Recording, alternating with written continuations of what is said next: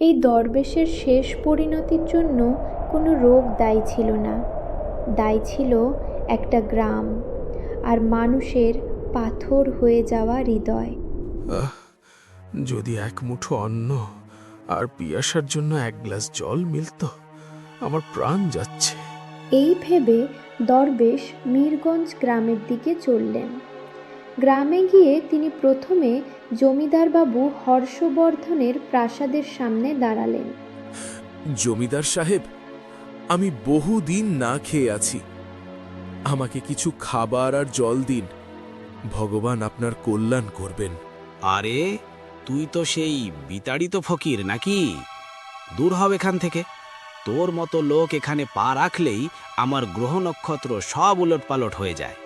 আমি এখন রাজভোগ খাচ্ছি, তোর জন্য এক ফোঁটা সময়ও নেই। যা এখান থেকে সরে পড়।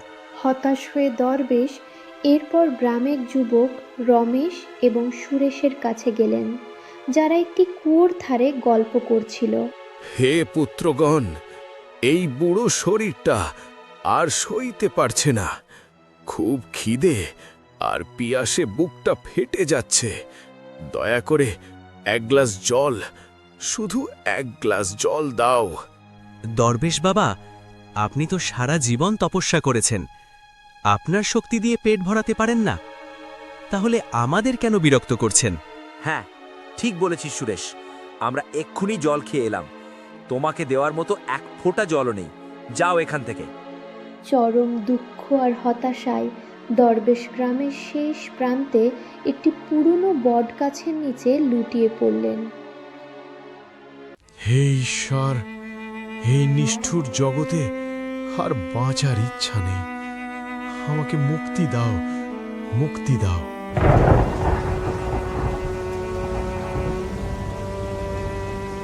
ক্ষুধা ও তৃষ্ণায় কষ্ট পেতে পেতে সেই বটগাছের নিচেই দরবেশের প্রাণবায়ু বেরিয়ে গেল। কোনো গ্রামবাসী তাকে শেষ বিদায় জানাতে এলো না।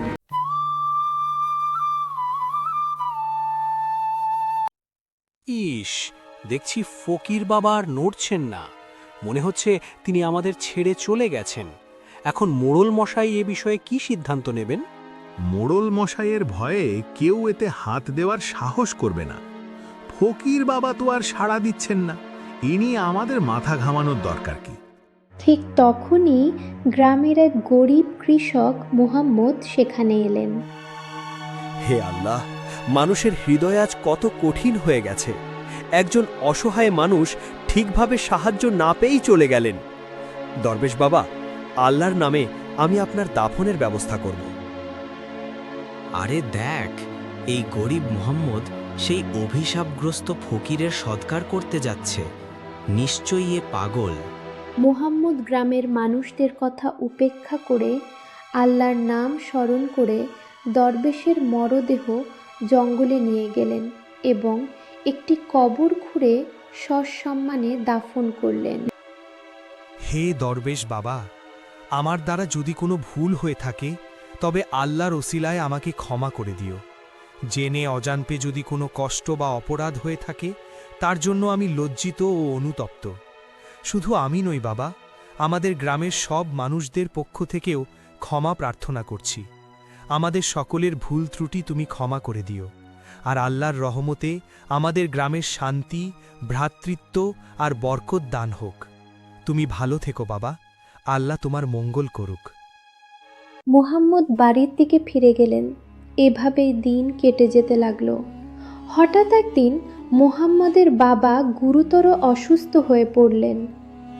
মোহাম্মদ বেটা, আর লায়েক, মনে হচ্ছে আমার আর বেশি দিন বাঁচা হবে না। আমার মৃত্যুর পর তোমরা দুজন মিলেমিশে থেকো, মনে রেখো, একতাই বল। এই কথাগুলো বলেই মুহাম্মদের বাবা শেষ নিঃশ্বাস ত্যাগ করলেন। কয়েকদিন কেটে গেল। শোকের রেশ কাটতে না কাটতেই বড় ভাই লায়েকের মন বদলে যেতে লাগলো। শোনো মোহাম্মদ, বাবার সব চিকিৎসা আমি করিয়েছি, সব খরচ আমি দিয়েছি, জমি জমার দেখাশোনা সব দায়িত্ব আমিই নিয়েছি। তাই এসব সম্পত্তিতে তোমার কোনো হক নেই, সব আমার। ভাই, এ আপনি কি বলছেন? এই বাড়ি তো বাবার সারা জীবনের মেহনতের ফল। আমি তার ছোট ছেলে, এতে আমারও ভাগ আছে। আমি যা বলেছি সেটাই শেষ কথা। এই বাড়িতে তোমার কোনো অধিকার নেই। এখনই তোমার স্ত্রী ফাতেমাকে নিয়ে এখান থেকে চলে যাও। ভাইজান, আমাদের এই একমাত্র আশ্রয়টুকু কেড়ে নেবেন না ভাইজান।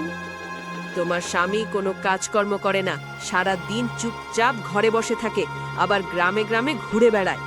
এমন মানুষকে নিয়ে আর আমাদের ঘরে থাকার দরকার নেই। এক্ষুনি তোমার স্বামীকে নিয়ে এখান থেকে বেরিয়ে যাও। এই বাড়ি এখন আমার, এখানে শুধু আমার হুকুম চলবে। চলে যাও এই মুহূর্তে।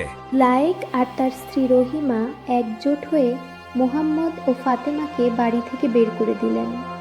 কারো চোখে মায়া নেই, কারো কণ্ঠে দয়া নেই।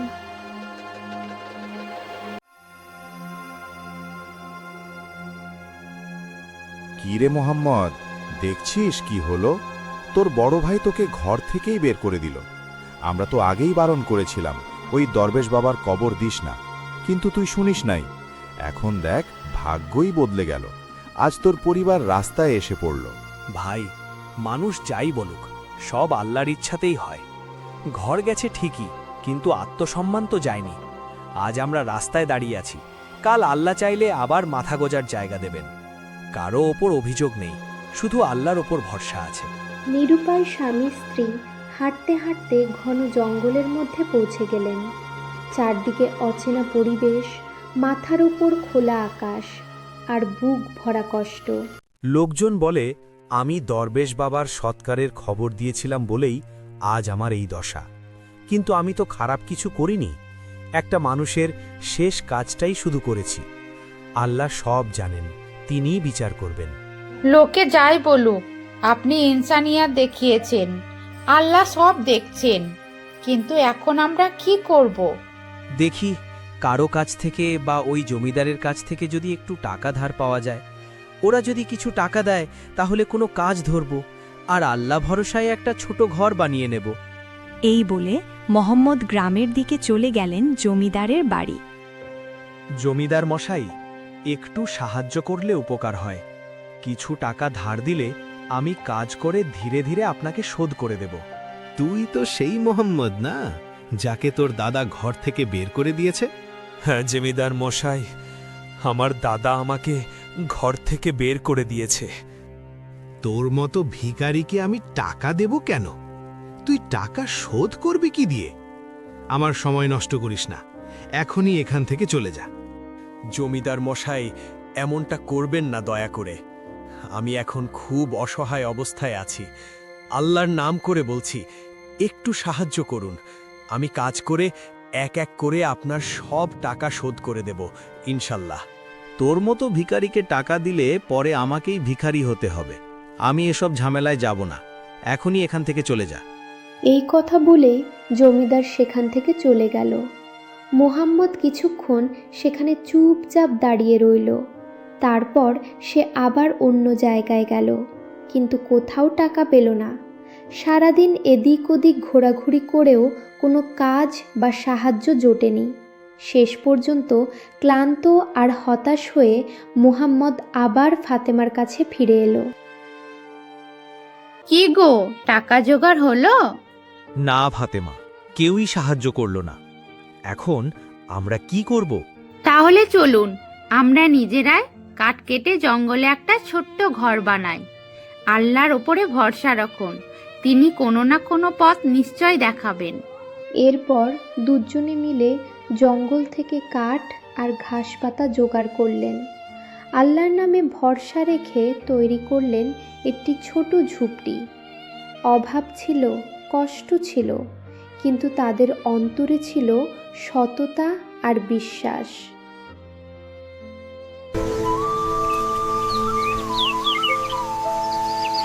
কিন্তু ঘর তো বানানো হয়ে গেল, এভাবে থাকলে তো আমাদের হবে না।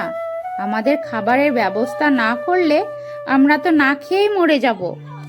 এই জঙ্গলে খাবারই বা কিভাবে জোগাড় করব? আল্লাহ আমাদের রক্ষা করুন। দেখো, এই জঙ্গলে তো অনেক ফাঁকা জমি পড়ে আছে।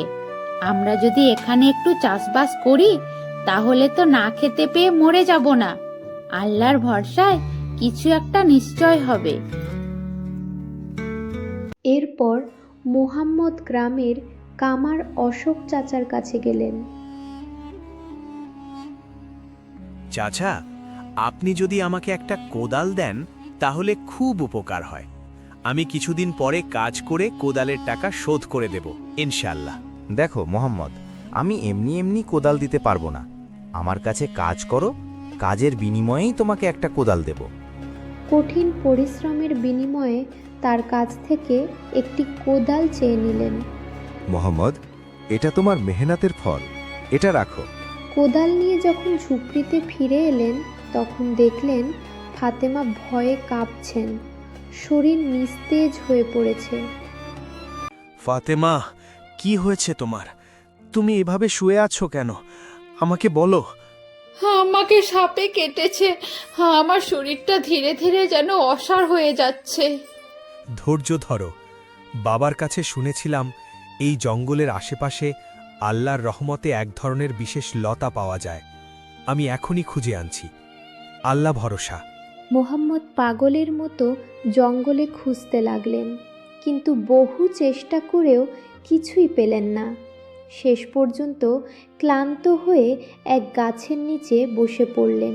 হে আল্লাহ, আমি অসহায়। এখন আমি কি করব? আমার স্ত্রীকে আমি হারাতে পারি না। তুমি দয়ালু, তুমি রহমকারী, আমাদের ওপর রহম করো। ঠিক সেই মুহূর্তে পাশের একটি কাঁঠাল গাছের দিক থেকে রহস্যময় এক আওয়াজ ভেসে এলো। মোহাম্মদ, তুমি কাঁদছো কেন? কে কে আছে? কে কথা বলছে? ভয় পেও না, আমি কথা বলছি। আমি কোনো সাধারণ গাছ নই। আমি সেই দরবেশ, আল্লাহর বান্দা, যাকে তুমি ইজ্জতের সঙ্গে দাফন করেছিলে। আপনি কথা বলছেন? এটা কিভাবে সম্ভব? যেদিন তুমি আল্লাহর সন্তুষ্টির জন্য আমাকে এই মাটিতে দাফন করেছিলে, সেদিন থেকেই আল্লাহর হুকুমে আমার রূহ এই গাছে আশ্রয় নিয়েছে। আমার গাছ থেকে 2টি কাঁঠাল ছিঁড়ে নাও। একটি কাঁঠাল তোমার স্ত্রীর ক্ষতস্থানে লাগিয়ে দিও। আল্লাহর হুকুমে সঙ্গে সঙ্গে বিষ নেমে যাবে। আর অন্য কাঁঠালটির বীজ তোমার জমিতে পুঁতে দিও। সেই বীজ থেকে নানা রকম সবজি ফলবে। এটা তোমার নেক আমলের পুরস্কার। দরবেশ বাবা, আপনাকে অনেক অনেক ধন্যবাদ। আল্লাহ আপনাকে রহমত দিন আমার স্ত্রীর জীবন বাঁচানোর জন্য। মোহাম্মদ দ্রুত গাছ থেকে 2টি কাঁঠাল ছিঁড়ে নিয়ে ঝুপড়িতে ছুটে এলেন। আল্লাহর নাম নিয়ে ফাতেমার ক্ষতস্থানে কাঁঠালের বীজ লাগিয়ে দিলেন। কিছুক্ষণের মধ্যেই আল্লাহর রহমতে ফাতেমার শরীর স্বাভাবিক হয়ে উঠল। এটা কিভাবে সম্ভব হলো? আমি তো ভেবেছিলাম আমি মরে গেছি। তোমাকে সাপে কামড়েছিল। আমি এই কাঁঠালের বীজ তোমার গায়ে লাগিয়েছিলাম, তাই তুমি এখন ঠিক হয়ে গেছো। জাদুর কাঁঠাল? এ কাঁঠালে কি আমি ঠিক হয়ে যাব? আল্লাহ, এটা কিভাবে সম্ভব? হ্যাঁ, যে দরবেশ বাবাকে আমি কবর দিয়েছিলাম, আল্লাহর হুকুমে তার আত্মা এই কাঁঠাল গাছের ভেতরে আছে। তিনি নিজেই আমাকে এসে বললেন, এই গাছের বীজ তোমার গায়ে লাগালে তুমি ঠিক হয়ে যাবে। আর এটাও বললেন, এই বীজগুলো যদি আমরা জমিতে লাগাই তাহলে আল্লাহর রহমতে অনেক ফসল হবে, আমাদের আর অভাব থাকবে না। কিন্তু কাঁঠালের বীজ যদি এখন চাষ করি তাহলে তো কাঁঠাল হতে 3-4 বছর লেগে যাবে। ততদিন আমরা কি খাবো? এটা কোনো সাধারণ কাঁঠাল গাছের বীজ নয়। আমাদের ভরসা রাখতে হবে। দরবেশ বাবার আত্মা যদি আমাদের ওপর দয়া না করতেন তাহলে তিনি নিজে এসে এই বীজ দিতেন কেন? হ্যাঁ, আল্লাহ আমাদের কথা শুনেছেন। হ্যাঁ, কাল ভোরেই আমরা এটা জমিতে চাষ করব। পরের দিন খুব ভোরে মোহাম্মদ আর ফাতেমা ঘুম থেকে উঠে অজু করে আল্লাহর নাম স্মরণ করলেন। বিসমিল্লাহ বলে তারা পুরো জমিতে সেই জাদুকুকুরি কাঁঠালের বীজ পুঁতে দিলেন। ফাতেমার মনে তখনও সামান্য সন্দেহ ছিল, কিন্তু মোহাম্মদ আল্লাহর উপর পূর্ণ ভরসা রাখতে বললেন। পরদিন সকালে তারা দুজন আবার জমিতে গেলেন, কিন্তু যা দেখলেন তাতে তারা দুজনই হতবাক হয়ে গেলেন। হে আল্লাহ, এত তাড়াতাড়ি কিভাবে সব সম্ভব হলো? এত সবজি হয়ে গেছে, আমার তো বিশ্বাসই হচ্ছে না। সবকিছু যেন একদম স্বপ্নের মতো লাগছে। ফাতেমা, আমি তো তোমাকে বলেছিলাম এই কাঁঠালটা সাধারণ নয়, আল্লাহ আমাদের সঙ্গে আছেন। এরপর মোহাম্মদ আর ফাতেমা পাশের গ্রামের বাজারে সেই সবজি বিক্রি করতে শুরু করলেন। তাদের ক্ষেতের সবজি ছিল অসম্ভব সুস্বাদু। অল্প দিনের মধ্যেই চারদিকে তাদের সুনাম ছড়িয়ে পড়ল। আল্লাহর রহমতে তারা গরিব অবস্থা থেকে ধীরে ধীরে সচ্ছল হয়ে উঠলেন। এইসব দেখে লায়েক আর তার স্ত্রী রহিমার আর গ্রামবাসীরা মনে হিংসার আগুন জ্বলে উঠল। কাল পর্যন্ত মোহাম্মদ ভিখারি ছিল, আর আজ সে এত সবজি বিক্রি করছে। নিশ্চয়ই এর পেছনে কোনো রহস্য আছে, আর আমাকে সেটা জানতেই হবে। লায়েক আর রহিমা গাছের আড়ালে লুকিয়ে মোহাম্মদের পিছু নিলেন। তারা নিজের চোখে দেখলেন মোহাম্মদ কাঁঠাল গাছের কাছ থেকে বীজ নিচ্ছেন, আর সেই বীজ থেকে এক রাতেই ফসল ফলছে। তাহলে মোহাম্মদ শুধু কাঁঠাল গাছের সেই বীজ দিয়েই আজ এত বড় লোক হয়ে গেছে। এই ফসল, এই সুখ সবই ওই কাঁঠাল গাছের দান। না, আমি আর দেরি করব না, আমিও যাব সেই কাঁঠাল গাছের কাছে আমার ভাগ্য বদলাতে। লোভে অন্ধ হয়ে পরদিনই তারা সেই কাঁঠাল গাছের কাছে গেল। ও কাঁঠাল গাছ, আমাকেও তোমার বীজ দাও। কাঁঠাল গাছ চুপ করে রইল। লায়েক জোর করে কাঁঠাল ছিঁড়তে যেতেই হঠাৎ গাছটি দরবেশ বাবার রূপ ধারণ করল। থামো, লোভের আগুনে অন্ধ হয়ে গেছো তোমরা। যেই বীজ আল্লাহ দিয়েছেন নেক আমলের বদলে, সেই বীজ চুরি করতে এসেছো কেন? মোহাম্মদ কষ্ট করেছে, ধৈর্য ধরেছে, আল্লাহর ওপর ভরসা রেখেছে, আর তোমরা চাও কিছু না করেই সব পেতে। দরবেশ বাবা, আমাদের ক্ষমা করে দিন, আমরা ভুল করেছি, আর কখনো এমন করব না। তোমাদের ভুলের আর কোনো ক্ষমা নেই। লোভ আর অন্যায়ে তোমরা মানুষের পথ ছেড়ে দিয়েছ। আজ থেকে আমি তোমাদের অভিশাপ দিচ্ছি, তোমরা মানুষ নয়, গাধা হয়ে যাবে। মানুষের বোঝা বইবে, লোকের উপকার করবে, নিজের কষ্টে অন্যের আরাম দেবে। যেদিন সত্যিকারের মন থেকে কোনো মানুষের উপকার করবে, সেদিনই আল্লাহর রহমতে তোমরা আবার মানুষের রূপ ফিরে পাবে।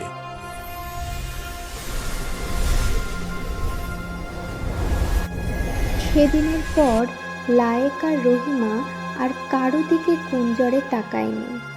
মোহাম্মদ ও ফাতেমা তাদের কষ্টের ফসল গ্রামের প্রতিটি অভাবী মানুষের দুয়ারে পৌঁছে দিতে লাগলেন। সেখানে ধর্মের কোনো দেয়াল ছিল না, হিন্দু হোক বা মুসলিম। অভাবী মানুষের মুখে খাবার তুলে দেওয়াটাই ছিল তাদের এবাদত। গল্পটা আপনাদের কেমন লেগেছে কমেন্ট করে অবশ্যই জানাবেন, আর চ্যানেলটা সাবস্ক্রাইব করতে ভুলবেন না।